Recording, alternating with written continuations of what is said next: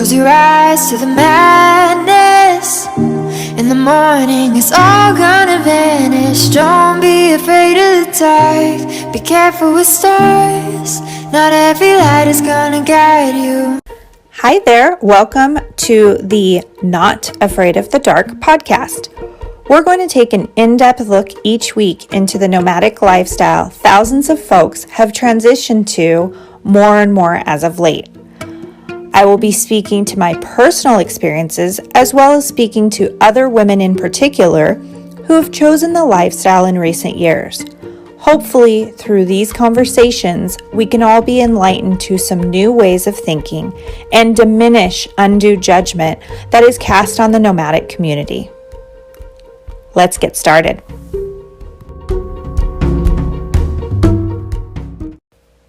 All right, so let's start with who I am. Wandering Sarah Dye.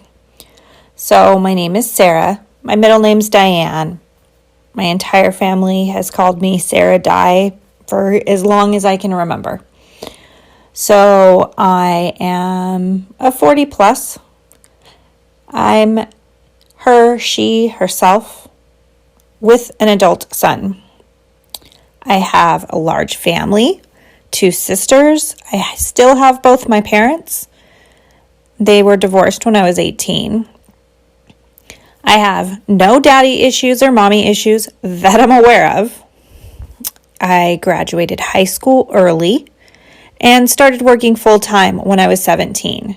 But my first full-time job was when I was 14, and over summers I would work at a fruit stand and then transitioned over to a roadside restaurant in the White Mountains of Arizona where I grew up. As I grew up and I lived on my own, I worked full-time all the time. I had my son at 21 and got married and divorced pretty quickly after. I was divorced by 23 and I spent 9 years being a single mom. At times, I had 3 jobs at a time to try to provide the best I could for my son. I was also a part-time college student in those single mom years, and I managed to build a successful sales career for myself, and I found a high level of success for about 8 years at a company where I met my now fiance. 2 years into my career with that company, we developed a relationship. And about 8 months into that relationship, we blended our families and I became, quote unquote, a stepmom to 3 additional children. At that point, our family became 6 and the kids were 14, 12, 7, and 4. Mine being the oldest, and 2 boys, 2 girls.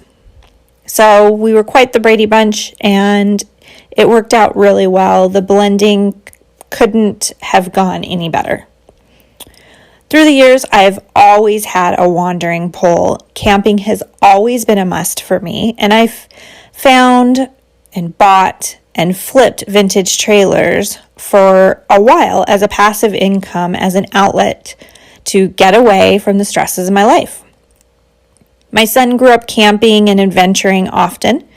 And once we blended the family, I tried to include them in that same way. My fiance helped me rehab trailers, and we went camping often and went on adventures as much as we could.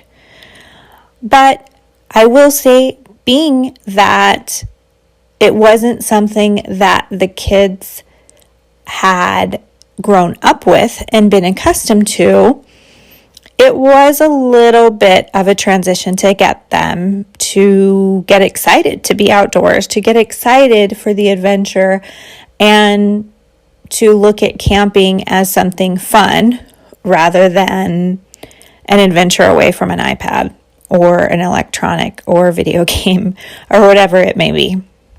It was difficult. Along the way, we definitely made concessions, and we figured out a way that worked for our family. Over the years, we've done a lot of different trips where we've rented travel trailers large enough to accommodate all of us at once.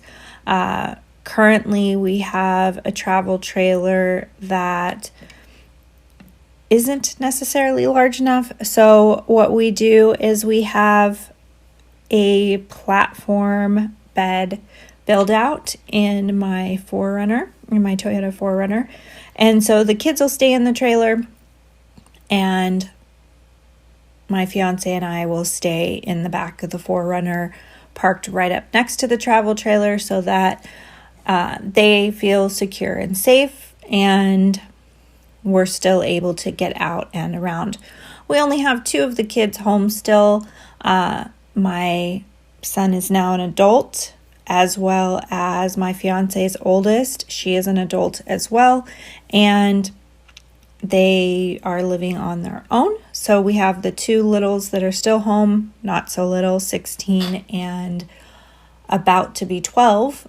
So we still try to take some trips and do some things, but it is definitely an evolving lifestyle that we currently have. It's always evolving. In 2018, to my surprise, my position at the company that I had reached my success with was eliminated. And I was offered to, transition to other positions in the company. They were not as lucrative as what I was doing. And they really would have been taking a step back in my career progression. And I chose to go ahead and take my severance and take the opportunity to go mobile and potentially just take a totally different career path. So there was a lot of different thought processes and a lot of different options that I was weighing out. The decision came, and the announcement, I should say, came in November of 2018, and I was on severance until March of 2019. And so there was no sense of urgency for me at that time as far as to hurry up and make a decision as to what I was going to do. I had some time to think it out. Through that time, we made it through the holidays, and at that point, we had just purchased our home the February prior. So we closed on our first home together, my fiance and I, in February of 2018. So here we are with a newly bought house.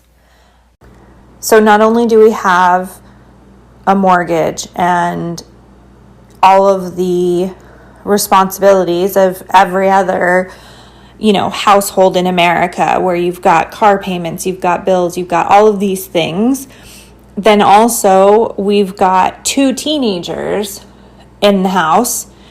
And at that time in February, we closed on the house, and then in March, things got volatile with my son, and he started making decisions that I didn't agree with. He started rebelling quite a bit, and I sent him to his dad.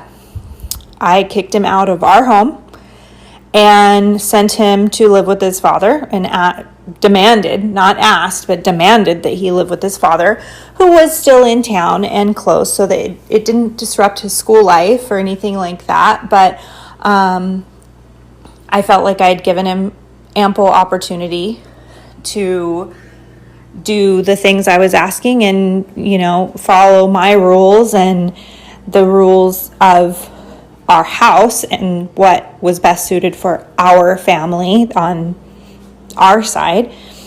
And the conflict got to be too much. So he started living with his dad in March, and there shortly after, my fiance's teenage daughter started to rebel as well.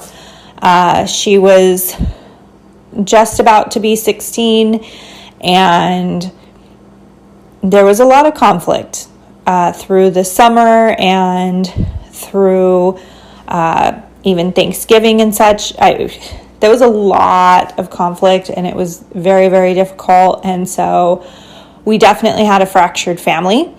And so when the decision came down that my position was no longer going to be around, it was almost a relief, because at that point I could take a step back and really focus on family and not have to worry about, the daily grind.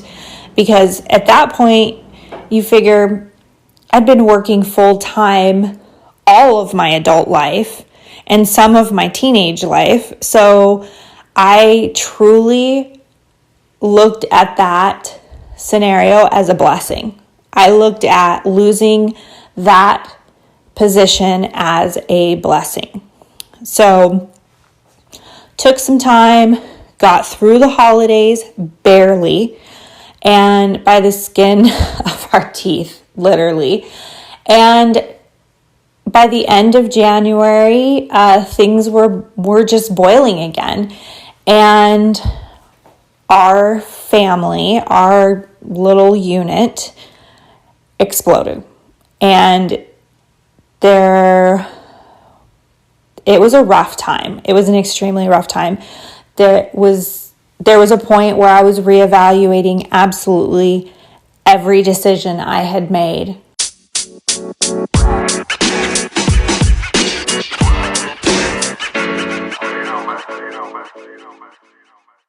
All right, thanks for listening. That is part 1. If you'd like to hear more, please subscribe to my podcast, and I hope to talk to you soon.